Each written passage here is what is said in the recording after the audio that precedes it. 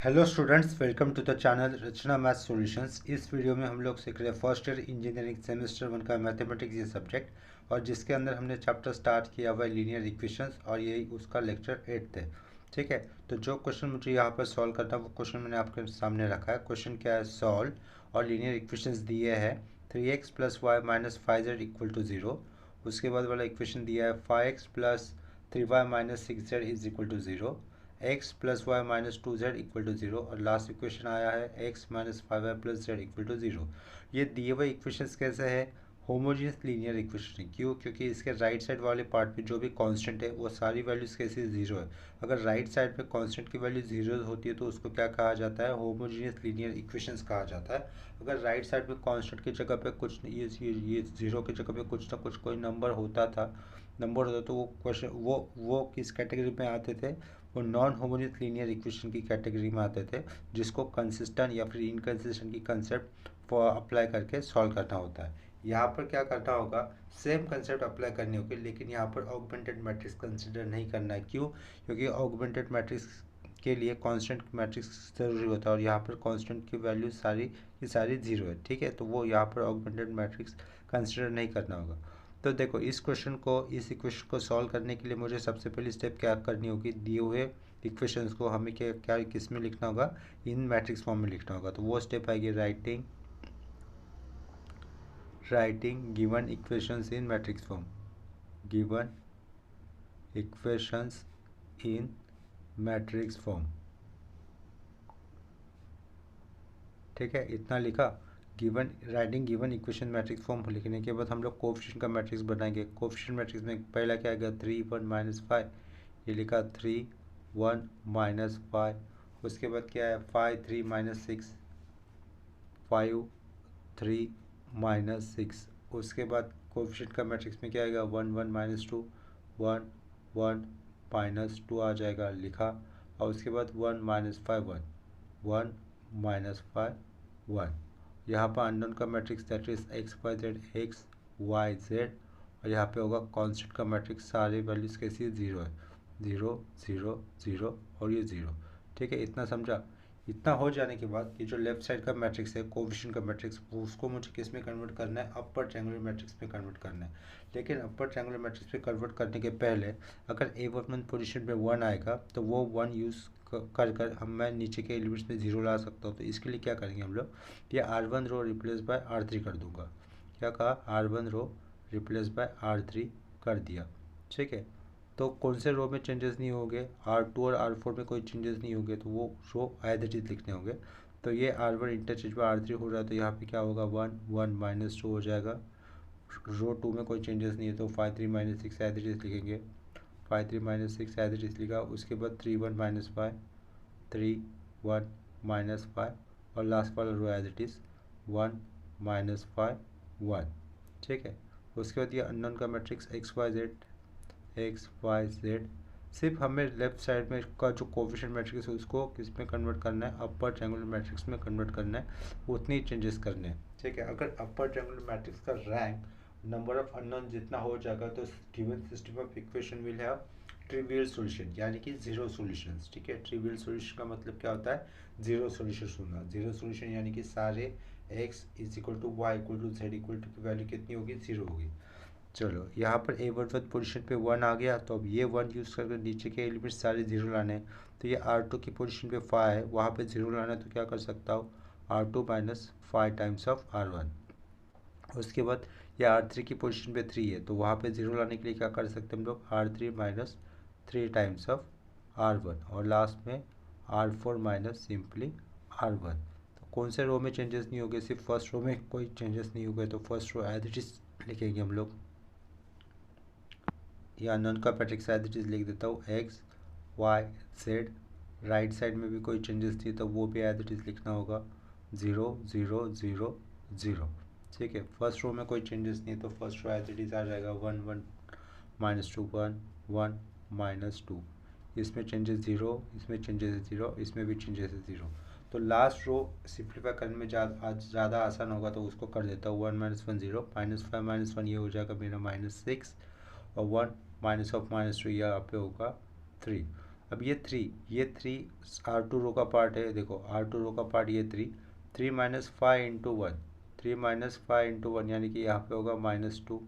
उसके बाद ये -6 R2 रो का पार्ट है, -6 -5 × -2, -5 × -2 +10 और ये -6 यानी कि यहाँ पे होगा सिर्फ 4। इतना क्लियर हुआ। उसके बाद देखो ये वन थर्ड रो का पार्ट है, 1 - 3 टाइम्स ऑफ 1 यानी कि क्या होगा, 1 - 3 करने पर कितना आएगा, -2 आ जाएगा, यहाँ पर -2 लिखा। उसके बाद जो ये -5 आया है, -5 किस रो का पार्ट है, थर्ड रो का पार्ट है, -5 -3 इंटू R1 दैट यानी कि -2, तो -3 इंटू -2 +6 से -5 जाएगा तो कितना हो जाएगा, 1 हो जाएगा। ठीक है, यहाँ पर लिखा हम लोगों ने 1, राइट साइड में कोई चेंजेस नहीं है।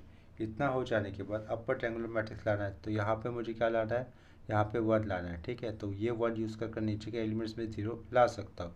तो उसके लिए क्या कर देता हूँ, यहाँ पे 1 आने के लिए वो R2 है ना, R2 इंटू -1/2 कर देते हैं। क्या कर देते हैं, R2 इंटू -1/2 यानी कि सेकेंड रो में चेंजेस हो गए। तो ये लेफ्ट फर्स्ट रो में कोई चेंजेस नहीं, 1 1 -2। ठीक है, ये 0 -1/2 से इंटू करा होता है, ये कितना हो जाएगा 1, और यहाँ पे क्या हो जाएगा -2 हो जाएगा। नीचे के elements will be as it is. और यहाँ पर मैं R4 रो को भी -1/3 से इंटू कर देता हूँ, -1/3 से इंटू कर देते हैं। ठीक है, तो ये 0 1 -2 हो गया। यहाँ पर क्या हो जाएगा, ये second row as it is, third row will be as it is. और यहाँ पर क्या होगा, 0 -1/3 से इंटू किया तो ये क्या हो जाएगा, -2, और यहाँ पे होगा 1। उसके बाद ये XYZ will be as it is, XYZ is equal to right side के 0 भी एज इट इज़ लिखने होंगे।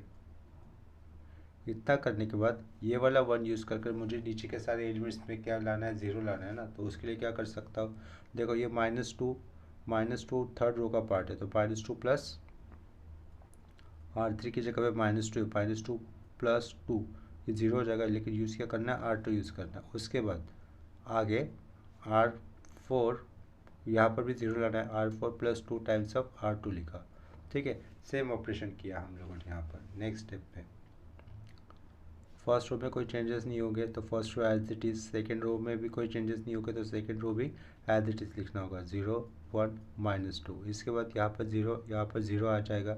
ये 1 R3 रो का पार्ट है, 1 + 2 इंटू -2 यानी कि 2 इंटू -2 कितना हो जाएगा, -4। ठीक है, 2 इंटू R2 की जगह पे -2 है, 2 इंटू -2 -4 हो जाएगा।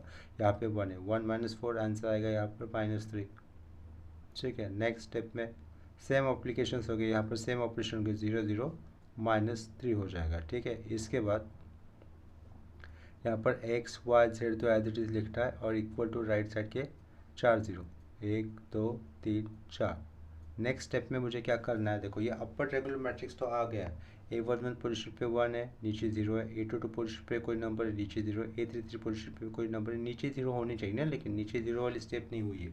तो क्या करूँगा, नीचे 0 आने के लिए R4 - R3 करना होगा। अभी क्या करेंगे हम लोग, R4 - R3, क्योंकि R4 की वैल्यू -3 है, माइनस ऑफ -3 होने पर ये +3 हो जाएगा। तो ये लास्ट में जो -3 वो उस प्लेस पे कितना आ जाएगा, मुझे 0 में मिल जाएगा। तो देखो यहाँ पर पहले 3 रो में कोई चेंजेस नहीं है, 1 1 -2, उसके बाद 0 1 -2, उसके बाद होगा ये 0 0 -3, और उसके बाद होगा ये 0 0 0। ठीक है, ये अपर ट्रायंगुलर मैट्रिक्स आ गया है कम्प्लीटली।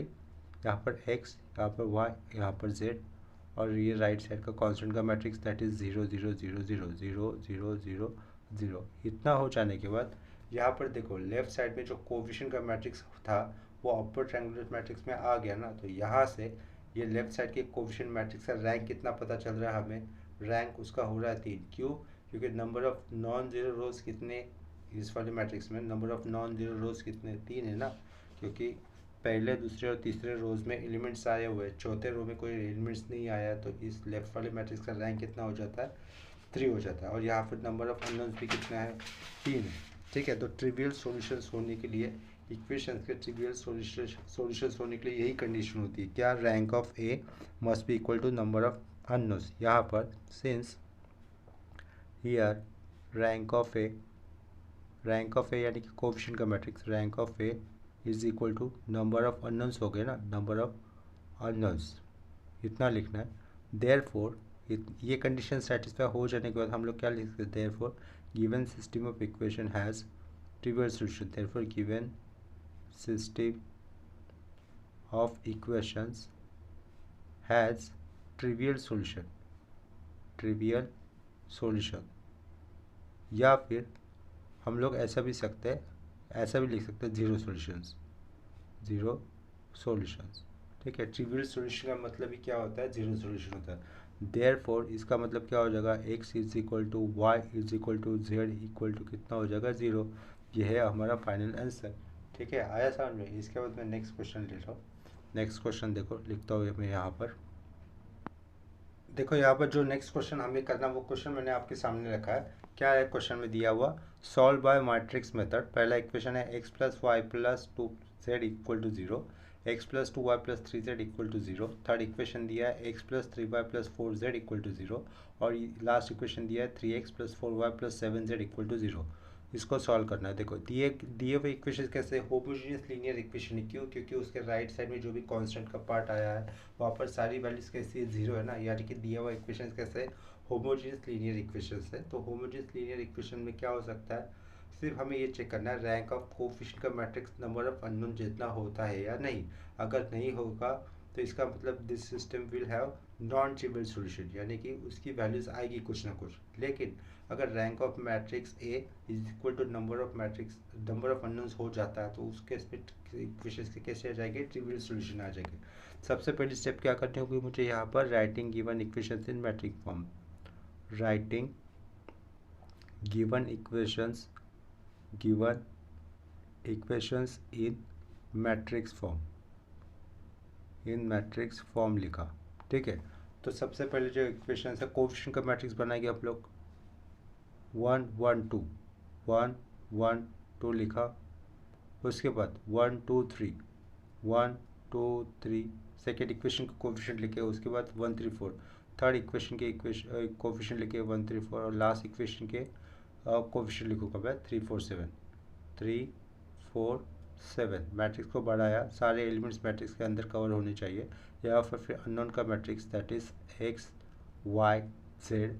और यहाँ पर राइट साइड में कांस्टेंट वैल्यू का मैट्रिक्स दैट इज सारे के केसेस जीरो है, 0 0 0 0।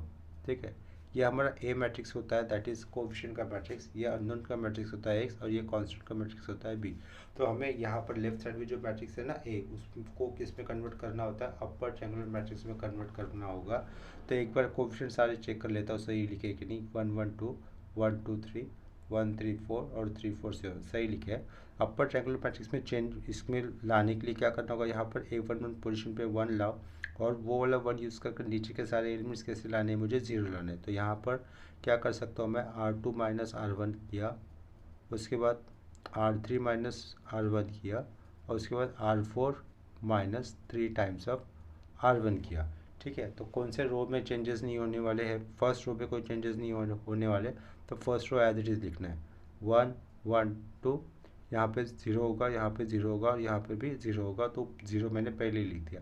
यहाँ पर कोई चेंजेस नहीं होने वाला तो उसको भी एज इट इज़ लिख देते हैं x y z is equal to right side के 4 0, 1 2 3 4, ये 4 0 भी लिखे। ठीक है, यहाँ पे चेंजेस देखो, 2 माइनस 1 कितना होगा, 1 होगा लिखा।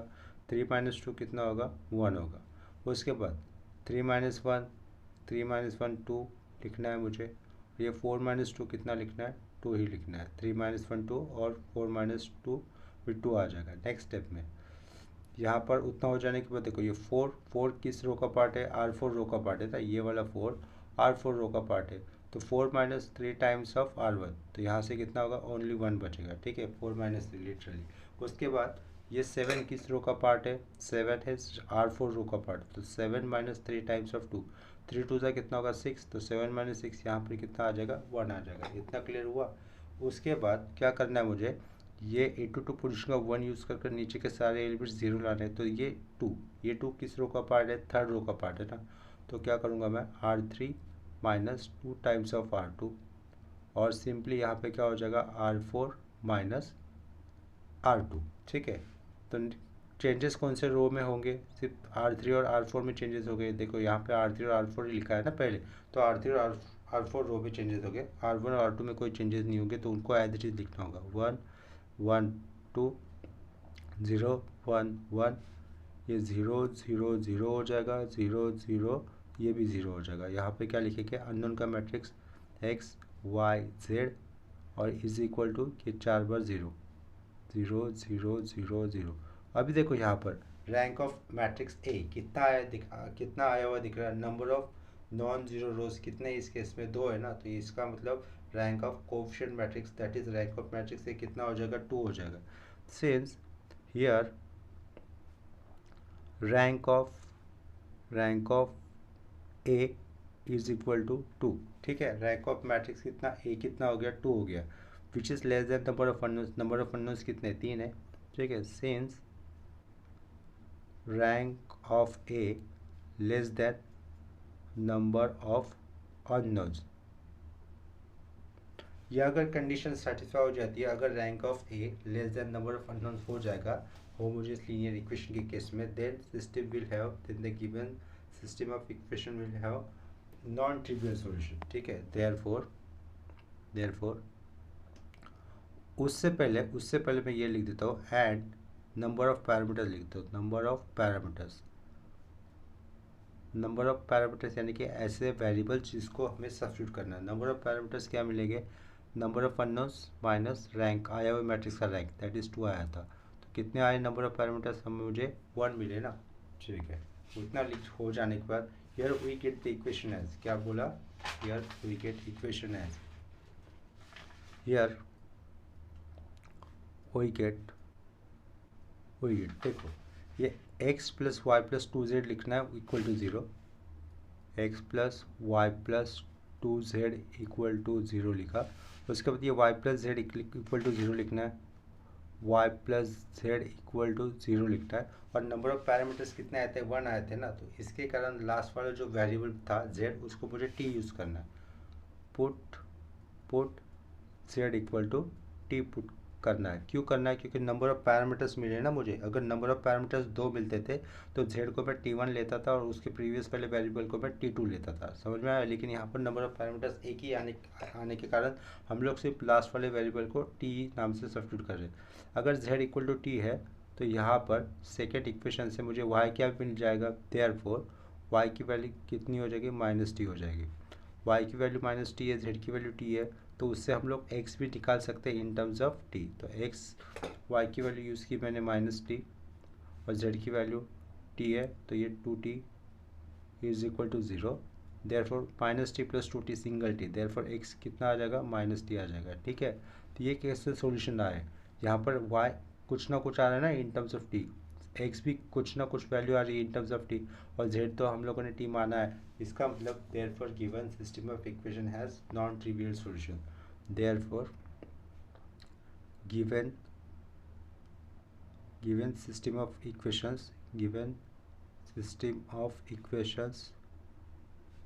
has non-trivial यानी कि non-zero solution,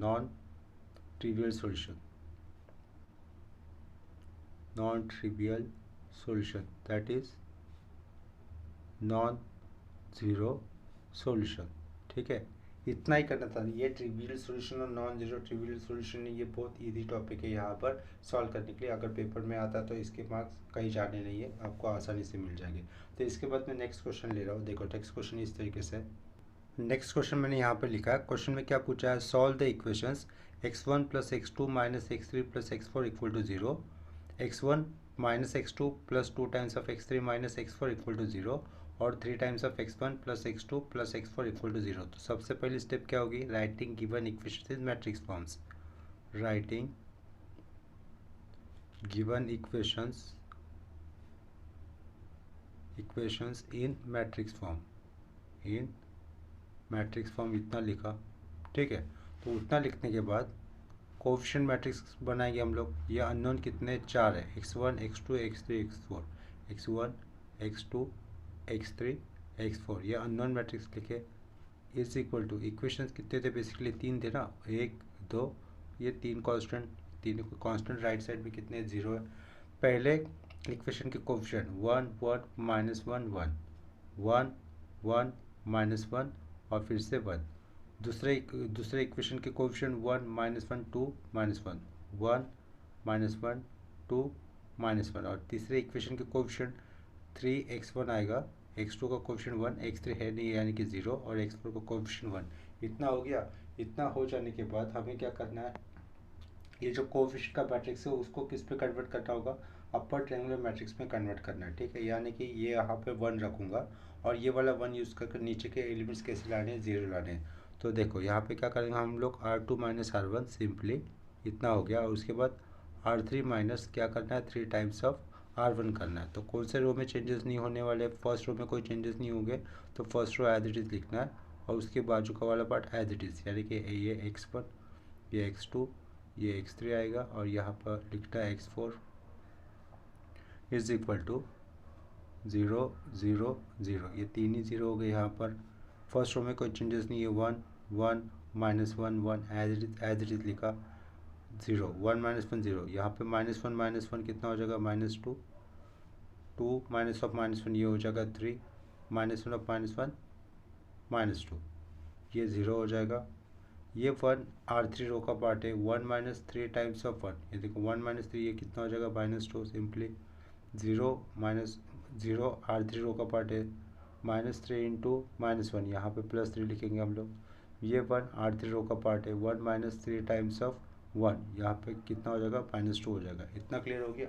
इतना हो जाने के बाद A22 पोजीशन का वैल्यू यूज़ कर मुझे क्या लाना है, नीचे 0 लाना है। क्या कहा मैंने, A22 पोजीशन का वैल्यू यूज़ कर हमें नीचे 0 लाना है। तो वो कैसे कर सकते हैं, R3 minus R2 simply -2 minus of -2, यानी कि क्या हो जाएगा, यहाँ पर इस प्लेस पे 0 आ जाएगा।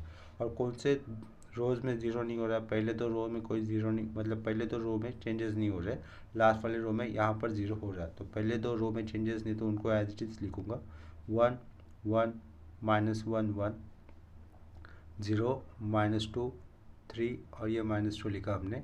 उसके बाद क्या, ये 0 आएगा, यहाँ पे 0 आएगा, यहाँ पे 0 आएगा और यहाँ पे भी 0 आ जाएगा। अननोन का matrix x1 x2 x3 x4, ठीक है।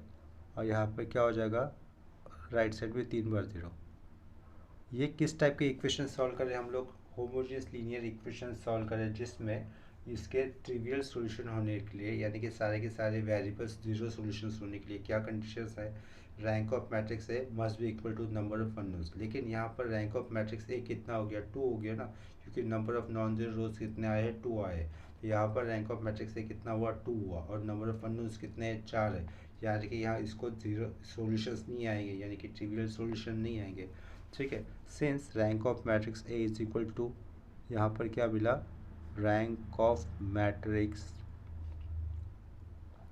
ए कितना मिला मुझे, 2 मिला, ठीक है, which is less than number of unknowns ना। Since rank of A less than number of unknown और नंबर ऑफ अननोन्स कितने थे, इस केस में हमारे पास 4 थे। तो यहाँ पर आप लोग क्या निकालेंगे, नंबर ऑफ पैरामीटर्स निकालेंगे। Therefore the number of parameters, number of parameters क्या होता है, नंबर ऑफ अननोन में से आए हुए मैट्रिक्स का रैंक हमें सब्ट्रैक्ट करना होता है। देयरफॉर नंबर ऑफ पैरामीटर्स लिखूंगा, therefore the number of parameters लिखा, नंबर ऑफ पैरामीटर्स क्या रहेगा, वो 4 - 2 इज इक्वल टू कितना आया, 2 आया। इसका मतलब ये क्या बताया था, नंबर ऑफ पैरामीटर्स में क्या करना होता है, x1 x2 x3 और x4 ये वेरिएबल्स थे ना, तो हम लोग x4 को t1 कंसिडर करेंगे और x3 वेरिएबल को t2 कंसिडर करेंगे। The number of parameters 4 - 2 equal to 2 मिले, ठीक है। लेट, उसके बाद हमें क्या मिला, here we get equation, here we get equations as, here we get equation as. देखो ये जो लास्ट स्टेप में से हमें इक्वेशन मिलेगी, ये x1 + x2 - x3 + x4 equal to 0 होगा। Here we get equation as x1 + x2 - x3 + x4 is equal to 0 मिला। दूसरा इक्वेशन क्या आएगा, -x2 + 3x3 - x4 -2x2 + 3x3 - x4 is equal to 0, इतना मिला। लास्ट x3 और x4 के लिए कोई पेयर नहीं मिल रहा, तो उसके लिए दो सब्स्टिट्यूशन आएंगे, एक तो t1 या फिर t2 नाम से, या फिर x4 को आप लोग s लो और या फिर x3 को आप लोग r लो, सब्स्टिट्यूशन किसी भी तरीके से यूज़ कर सकते हैं। Put x4 is equal to कितना लिखा मैंने, t1 लिखा, और x3 को कितना लिखा, t2 लिखा। तो ये मुझे x2 in terms of t1 t2 मिल जाएगा, राइट, फ्रॉम इक्वेशन 2। देयरफॉर इतना हो जाने के बाद हम लोग क्या, देखो ये -2x2 था ना, ये -2x2 एज इट इज़ लिखा, प्लस 3 टाइम्स ऑफ क्या लिखा, x3 यानी कि कितना है, मुझे t2 लिखना है, माइनस ये x4 है, x4 यानी कि कितना लिखना है मुझे, t1 इज इक्वल टू 0। ठीक है, ये -2x2 राइट साइड जाएगा तो क्या हो जाएगा, प्लस हो जाएगा ना, देयरफॉर ये t2 minus 3t2 minus t1 is equal to 2 times of x2। तो x2 की वैल्यू निकालने तो ये 2 अपॉन में आएगा, therefore x2 is equal to 3t2 minus t1 और ये अपॉन में 2। देखो यहाँ पर x2 मिला इन terms of t1 t2, x3 हम लोगों ने t2 माना है, और ये x4 हम लोगों ने t1 माना था। इसी तरीके से मुझे x1 भी मिल जाएगा in terms of t1 t2 पहले फर्स्ट इक्वेशन से, देयरफॉर ये x1 लिखा। उसके बाद क्या था, x1 लिखने के बाद देखो, x1 लिखने के बाद यहाँ पर क्या था, x2 जो अभी मुझे मिला है वो मैं सब्स्टिट्यूट कर दूंगा, प्लस ब्रैकेट में 3t2 अपॉन 2 किया, माइनस t1 अपॉन 2 कर दिया, जो अपॉन का 2 था वो दोनों को सेपरेट कर दिया। तो उसके बाद क्या वैल्यू दिख रही है यहाँ पर, -x3, ये माइनस, और x3 की वैल्यू कितनी दी थी, t2, प्लस साइन x4 की वैल्यू कितनी ली थी हम लोगों ने, x4 की वैल्यू t1 ली थी, तो ये प्लस t1 लिख दिया, इज इक्वल टू 0। इतना क्लियर है। इसके बाद इसको अगर सिंप्लीफाई कर देते तो मुझे x1 मिल जाएगा in terms of t1 and t2, x1 is equal to, ये -t2 राइट साइड जाएगा तो क्या होगा, +t2 हो जाएगा, t2 के साथ t2 वाले टर्म लिख देता हूँ, ये -3 टाइम्स ऑफ t2/2, ठीक है, ये +t1 राइट साइड जाएगा तो क्या होगा, माइनस, और ये माइनस वहाँ पर राइट साइड जाएगा तो प्लस हो जाएगा, +t1/2 ये -t1, ठीक है। So therefore x1 is equal to, first term से यहाँ से t2 कॉमन बाहर आएगा तो क्या रहेगा, 1 - 3/2, यानी कि 1 - 2 - 3 -1/2 हो जाएगा, वो -t2/2, और यहाँ से ये भी -t1/2 हो जाएगा, ठीक है। इतना समझा। तो ये x1 की वैल्यू कितनी होती है, -t2 माइनस t1/2। इसका मतलब देखो x1 in terms of t1 t2 आ रहा है, x2 भी इन टर्म्स ऑफ t1 t2 आ रहा है, देयरफॉर हम लोग लास्ट में क्या लिख सकते हैं, therefore given system of equation has non trivial solution, therefore given system of equations has non-trivial solutions or non-zero solutions, ठीक है। इसके बाद हम लोग नेक्स्ट क्वेश्चन ले रहे हैं। नेक्स्ट क्वेश्चन में लिख रहा हूँ यहाँ पर, देखो नेक्स्ट क्वेश्चन यहाँ पे लिखा है। क्वेश्चन क्या है, for what values of lambda the following system of equations possesses a non trivial solution, यानी कि इसके सॉल्यूशंस आने चाहिए, ऐसी लैम्बडा की वैल्यू क्या होगी दिए हुए इक्वेशंस में, ठीक है। Obtain the solutions for real values of lambda, यानी कि जो भी सॉल्यूशंस हो गए वो सॉल्यूशंस भी निकालो। इक्वेशंस दिए हैं हमें 3x1 + x2 minus lambda x3 equal to 0, उसके बाद दिया है 4x1 minus 2x2 minus 3x3 is equal to 0, 2 lambda x1 plus 4x2 plus lambda x3 equal to 0। ये किस टाइप के इक्वेशंस है, होमोजेनियस लीनियर इक्वेशंस है, यानी कि राइट साइड में सारे कांस्टेंट की वैल्यू जीरोज है, इसका मतलब ये क्या हो गया, होमोजेनियस लीनियर इक्वेशंस हो गए। तो सबसे पहली स्टेप क्या होगी, दिए हुए इक्वेशंस को हमें किस फॉर्म में लिखना होगा, मैट्रिक्स फॉर्म में लिखना होगा। तो वो स्टेप लिखेंगे, writing given equations in matrix form, ठीक है। इतना समझ में आ रहा है। स्टेप्स के मार्क्स को हम लोग बना ही सकते हैं एटलीस्ट। राइटिंग गिवन इक्वेशंस इन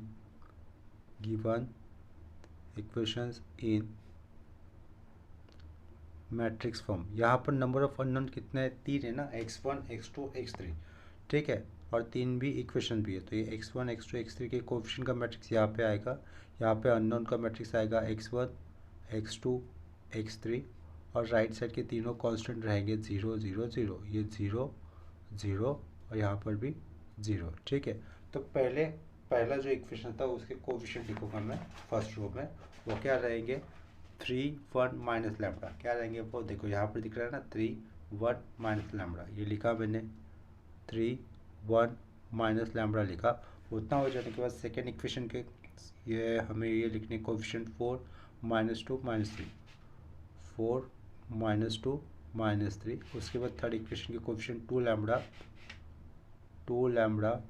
4 और यहाँ पे फिर से लैम्बडा लिखना है, x3 का कोएफिशिएंट लैम्बडा।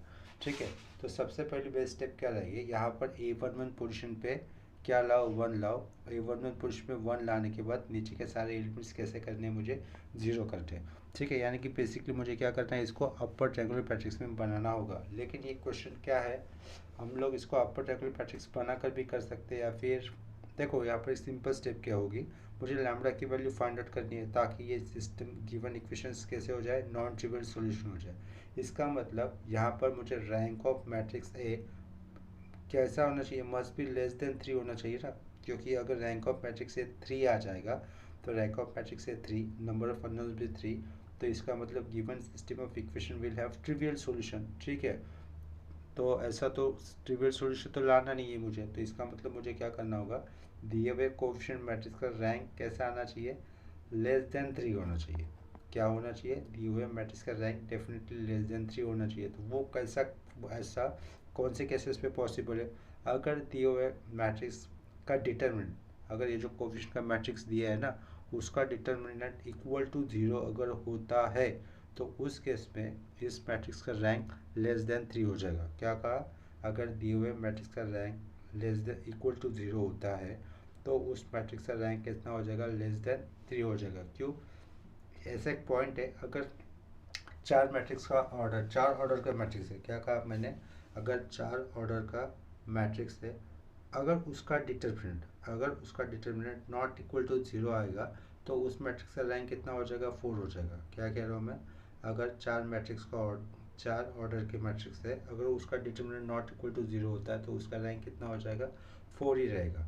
लेकिन अगर 4 ऑर्डर के मैट्रिक्स का रैंक इक्वल टू 0 होता है तो उस मैट्रिक्स का रैंक डेफिनेटली लेस देन 4 हो जाएगा। तो उसी केस में since for rank of matrix A to be less than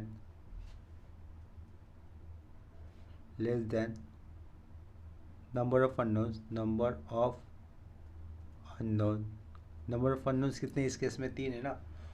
मैंने क्या लिखा है यहाँ पर, for rank of matrix A to B less than number of unknowns, condition क्या होगी, मॉड ए कितना होना चाहिए, इक्वल टू 0 होना चाहिए। अगर mod A not equal to 0 होता है इसका मतलब कोएफिशिएंट मैट्रिक्स का रैंक कितना आ जाएगा, डेफिनेटली 3 ही आ जाएगा। ठीक है, तो number of unknowns for rank of matrix A to B less than number of unknowns, mod A equal to कितना होना चाहिए, इक्वल टू 0 होना चाहिए। देयरफॉर हम लोग इसका मॉड निकालेंगे 3 1 माइनस लैम्बडा 4 -2 -3 2 लैम्बडा 4, वापस यहाँ पर लैम्बडा लिखा, इक्वल टू क्या किया, 0 किया। ठीक है, तो इसका हम लोग इक्वेशंस बनाएंगे फर्स्ट रो वाइज। ये 3 लिखा, ब्रैकेट में क्या आएगा, -2 इंटू लैम्बडा -2 लैम्बडा, और ये क्या हो जाएगा 4 इंटू -3 -12, उसके पहले एक माइनस देना होता तो ये क्या हो जाएगा +12,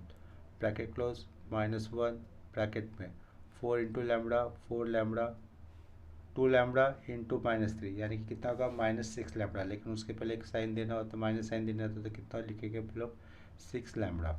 उतना क्लियर हो गया, ब्रैकेट क्लोज। उसके बाद क्या आया, ये माइनस लैम्बडा आया, माइनस लैम्बडा लिखा ब्रैकेट के अंदर, 4 4 ज़ा 16, माइनस आएगा -2 इंटू दिस, तो -2 इंटू दिस कितना हो जाएगा, -4 लैम्बडा। उसके पहले आया हुआ माइनस साइन, यानी कि क्या हो जाएगा ये +4 लैम्बडा, +4 लैम्बडा, और ये क्या यहाँ पर bracket close is equal to 0। Next step पे ये 3 अंदर इंटू करते हो तो कितना हो जाएगा, -6 लैम्बडा +12 3 ज़ा 36, ब्रैकेट ओपन, माइनस साइन अंदर जाता है तो -4 लैम्बडा, 4 लैम्बडा प्लस 6 लैम्बडा कितना 10 लैम्बडा। तो यहाँ पे मैं चलो नेक्स्ट स्टेप में लिख देता हूँ उसको, -16 लैम्बडा और -4 lambda square, -4 lambda square is equal to कितना आ जाएगा 0। सबसे पहले हाईएस्ट ऑर्डर लिख देता हूँ लैम्बडा की, that is -4 lambda square, -4 lambda square. अब उसके बाद सिर्फ लैम्बडा का कोफिशिएंट लिख देता हूँ सिंगल लैम्बडा वाले, ये -4 -6 -10 -10 और -16 -26 और ये -6 कितना हो जाएगा -32 लैम्बडा। उसके बाद ये +36 आया है तो ये +36 इतना लिखा इज इक्वल टू 0। इस इक्वेशन को अगर मैं -4 से डिवाइड कर देता हूँ तो क्या आ जाएगा वैल्यू, लैम्बडा स्क्वायर +8 लैम्बडा और +9, ठीक है इतना है समझ में, इज इक्वल टू 0। इस इक्वेशन को क्या किया, -4 से डिवाइड कर दिया, यहाँ पे ये +9 नहीं आएगा, -9 आ जाएगा, ठीक है -9 आ जाएगा। तो ये इसके फैक्टर कैसे हो गए, मल्टीप्लिकेशन -9 आना चाहिए, एडिशन सब्ट्रैक्शन कितनी होनी चाहिए 8 होनी चाहिए। तो इसके फैक्टर क्या आ जाएंगे, लैम्बडा +9 और दूसरे ब्रैकेट में होगा लैम्बडा -1, ठीक है 9 × -1 करने पर ही मल्टीप्लिकेशन -9 आएगा और 9 + -1 करने पर एडिशन कितना होगा 8 होगा, इज इक्वल टू 0। इसका मतलब क्या हो रहा है, लैम्बडा +9 इक्वल टू 0 और lambda -1 equal to 0। Next step में क्या होगा, इसका मतलब लैम्बडा इक्वल टू -9 होगा और लैम्बडा इक्वल टू कितना होगा 1 होगा। यानी कि ये जो कोफिशिएंट का मैट्रिक्स है ना, ये कोफिशिएंट के मैट्रिक्स का डिटरमिनेंट वैल्यू 0 कब होगी, जब लैम्बडा इक्वल टू -9 होगा या फिर लैम्बडा इक्वल टू कितना होगा 1 होगा। इतना क्लियर हो रहा है। तो हम लोग ये लैम्बडा की वैल्यू -9 या फिर 1 ही होने पर ये कोफिशिएंट, ये जो कोफिशिएंट का मैट्रिक्स बना है ना, उसका रैंक लेस देन 3 हो जाएगा, यानी कि नंबर ऑफ अननोन से कम हो जाएगा, ठीक है। तो उस केसेस पे the given system of equation will have non trivial solution, ठीक है इतना समझ में आ रहा है। चलो तो हम लोग इसको for case lambda equal to 1 पे सॉल्व कर लेते हैं। क्या कहा, इसको हम लोग इसके सॉल्यूशन हम लोग फॉर लैम्बडा इक्वल टू 1 की केस पर सॉल्व कर लेते हैं। एट लैम्बडा इक्वल टू कितना लिखा 1 लिखा, इतना समझा। तो गिवन इक्वेशन कैसा हो जाएगा, ये तो गिवन इक्वेशन है वो कैसा हो जाएगा, स्टार्टिंग में दिया है ना, लैम्बडा की वैल्यू कितनी कंसिडर कर रहे हैं हम लोग, इसमें 1 कंसिडर कर रहे हैं। तो ये इक्वेशन कैसे हो जाएंगे, 3 1 -1 4 -2 -3 और ये लैम्बडा की वैल्यू 1 है, 2 4 1 हो जाएगा, ठीक है इतना समझ में आ रहा है। तो उतने चेंजेस कर दे रहा हूँ फिर मैं यहाँ पर, ये हम लोग लिखेंगे 3 1 -1 4 -2 -3 2 4 ये 1 लिखा। ये अननोन का मैट्रिक्स रहेगा x1 x2 x3 x1 x2 x3 और राइट साइड में ये 0 0 0 0 0, ठीक है। इसका इतना करने के बाद मुझे क्या करना है, इसको अपर ट्रायंगुलर मैट्रिक्स में चेंजेस करने हैं। तो अपर ट्रायंगुलर मैट्रिक्स में लाने के लिए क्या करूँगा मैं, 3 - 2 करूँगा ना, तो R1 - R2 किया। तो R1 - R2 करने पर चेंजेस किस में होंगे, फर्स्ट रो में ही होंगे। ये अननोन का matrix x1 x2 x3 as it is लिख रहा हूँ, इज इक्वल टू क्या हो जाएगा, ये 0 0 0 3 - 2 R1 - R3 करना होगा यहाँ पर, R1 - R3 करना होगा। 3 - 2 कितना आएगा यहाँ पर 1 1 -4 है तो यहाँ पर रहेगा -3 -1 और -1 यहाँ पे होगा -2। सेकेंड रो में कोई चेंजेस नहीं, 4 -2 -3 एज इट इज़ और ये 2 4 1 भी एज इट इज़ लिखा। देखो यहाँ पर चेंजेस करने पर ये मैट्रिक्स ऐसा हुआ, 3 - 2 1 1 -4 -3 -1, यहाँ से -1 किया -2 हुआ। सेकेंड रो में कोई चेंजेस नहीं और थर्ड रो में भी कोई चेंजेस नहीं। अभी फर्स्ट रो में जो A1 पोजीशन पे 1 है ना, वो वाला 1 यूज़ करके नीचे हम लोग 0 लाएंगे। उसके लिए क्या करना होगा, देखो यहाँ पर R2 - 4 टाइम्स ऑफ R1 करना होगा। ये R2 की पोजीशन पे 4 है ना, तो क्या लिखूँगा मैं, R2 - 4 टाइम्स ऑफ R1 और R3 - 2 टाइम्स ऑफ R1। तो इतना करने पर फर्स्ट रो में कोई चेंजेस नहीं होने वाले। तो फर्स्ट रो के चेंजेस नहीं होने वाले तो उसको एज इट इज लिखेंगे फर्स्ट रो पे 1 -3 -1 इस वैल्यू को 1 -3 -1 इस वैल्यू को एज इट इज लिखा। इतना क्लियर है। तो यहाँ पे 0 होगा, यहाँ पे 0 होगा, ये वाली वैल्यू एज इट इज रहेगी x1 x2 x3 is equal to 0 0 0। ठीक है, देखो ये -2 किसका पार्ट है, R2 रो का पार्ट है। -2 -4 इंटू R1, R1 की जगह पे कितना है -3, -4 इंटू -3 कितना होता है +12, +12 -2 यानी कि यहाँ पे आएगा +10 आएगा। R3 की ये -3 R2 रो का पार्ट है, ये -3 ये -3 R2 रो का पार्ट है। तो -3 -4 इंटू -2, -4 इंटू -2 करने पर कितना आ जाएगा +8। तो यहाँ पे मिलेगा मुझे 5। नेक्स्ट स्टेप में देखो ये 4 R3 रो का पार्ट है, 4 -2 टाइम्स ऑफ R1 की जगह पे है कितना -2 इंटू -3 +6, यहाँ पे भी आएगा 10 आएगा।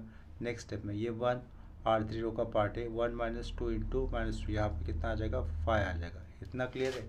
इतना हो जाने के बाद हम लोग को क्या करना है, अपर ट्रायंगुलर मैट्रिक्स लाना है ना, यानी कि 8 to 2 पोजीशन में कुछ ना नंबर आया, कोई ना कोई नंबर आया, वो यूज़ करके नीचे 0 लाना है। तो उसके लिए सिंपली क्या कर सकता हूँ मैं, R3 माइनस R2 करेंगे हम लोग। सिंपली क्या करेंगे R3 माइनस R2। तो R3 माइनस R2 करने पर चेंजेस कहाँ पे हो रहे हैं, 1 -3 -1 0 10 5 और ये 0 0 0 हो गया। ठीक है, यहाँ पर क्या आया x1 x2 x3 right side में 0 0 0।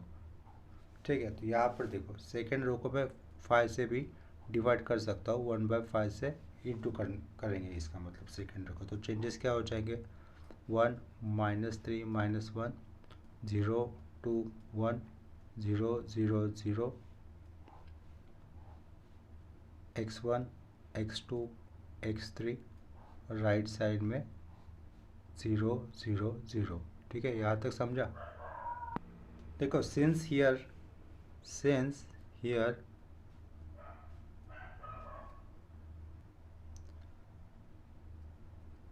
Rank of A less than number of unknowns हो रहा है ना, नंबर ऑफ अननोन्स, क्योंकि रैंक ऑफ मैट्रिक्स ए कितना आया 2 आया, नंबर ऑफ नॉन जीरो रोज कितनी 2 है और नंबर ऑफ अननोन्स कितनी 3 है। तो rank of A less than number of unknowns अगर होता है तो हम लोग क्या निकालते हैं, therefore the given system of equation has in non trivial solution. ठीक है, हियर नंबर ऑफ पैरामीटर्स कितने आए यहाँ पर 3 - 2 = 1। Here we get equations. तो यहाँ पर नंबर ऑफ पैरामीटर्स कितने मिलते हैं हमें, नंबर ऑफ पैरामीटर्स मिलते हैं number of unknowns minus rank of matrix 3 - 2 करने पर कितना आया 1 आया। इसका मतलब x1 x2 x3 ये 3 वेरिएबल थे ना, इसमें से मुझे जो लास्ट वाला वेरिएबल था x3 उसको क्या t से सब्स्टिट्यूट करना होगा। तो हियर वी गेट इक्वेशंस, ये मैंने ऑलरेडी लिखा है यहाँ पर। देखो ये x1 -3 टाइम्स ऑफ x2 ये -x3 इज इक्वल टू क्या हो जाएगा 0, ये पहला इक्वेशन लिखा। उसके बाद दूसरा इक्वेशन क्या होगा 2x2 + x3 is equal to 0 ये लिखा। तीसरे वेरिएबल कोई पेयर नहीं मिल रहा है तो उसको हम लोगों ने t सब्स्टिट्यूट किया। तो put x3 is equal to t consider किया। तो put x3 is equal to t consider करने पर मुझे सेकेंड इक्वेशन से यहाँ से x2 की वैल्यू मिलेगी इन टर्म्स ऑफ t, वो कितनी आ रही है -t/2। x3 की वैल्यू t और x2 की वैल्यू -t/2 पुट कर हम लोग पहले इक्वेशन से x1 की वैल्यू भी निकाल सकते हैं इन टर्म्स ऑफ t, वो कितनी आई है -t/2। इसका मतलब कि x1 की वैल्यू आई है इन टर्म्स ऑफ t, x2 भी है हमारे पास इन टर्म्स ऑफ t और x3 भी है t कंसिडर किया हुआ। तो इसके कारण मैं लास्ट स्टेप में क्या लिख सकता हूँ, therefore given system of equation has non trivial solution at lambda = 1। इसी तरीके से सेम प्रोसीजर मुझे लैम्बडा की वैल्यू -9 लेकर भी कंसिडर करना है, यानी कि लंबा क्वेश्चन था थोड़ा बड़ा सा था। तो लैम्बडा = -9 ये वैल्यू लेकर जो आगे का पार्ट है वो मैं नेक्स्ट लेक्चर में बताता हूँ। अभी के लिए मैं यहाँ पर लेक्चर अपना स्टॉप कर देता हूँ। अगर आपको किसी कंसेप्ट में या प्रॉब्लम में डाउट है तो मुझे प्लीज़ कमेंट सेक्शन में इन्फॉर्म कर दिया करो। अगर ये लेक्चर आपको इम्पोर्टेंट लगते तो प्लीज़ इसको अपने फ्रेंड के साथ शेयर भी कर देना। ठीक है, चलो बाय और टेक केयर, मिलते हैं नेक्स्ट लेक्चर में।